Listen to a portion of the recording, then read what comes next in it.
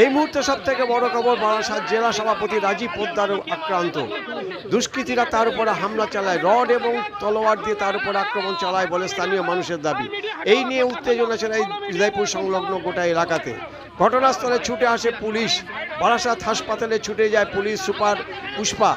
এরপরে রাজীব পোদ্দারের অবস্থা অবনতি হওয়ায় তাকে সঙ্গে সঙ্গে কলকাতায় স্থানান্তরিত করা হয়েছে। কেন এই আক্রান্ত হলো জেলা সভাপতি, এই নিয়ে এখন তুমুল অশান্তি গোটা বারাসাত জুড়ে। দুই গোষ্ঠীর মধ্যে সংঘর্ষ হয়েছে বলে জানা গেছে স্থানীয় মানুষের সূত্রে। পুলিশ তদন্ত করছে, ইতিমধ্যে আটক করা হয়েছে 3 থেকে 4 জনকে। বেশ কিছুদিন ধরেই রাজীব পোদ্দারের ওপরে হুমকি আসছিল। সেই ঘটনার সঙ্গে আজকের এই ঘটনা কোনো যুক্ত আছে কিনা খতিয়ে দেখছে পুলিশ। পুলিশ অ্যাকশন নিচ্ছে।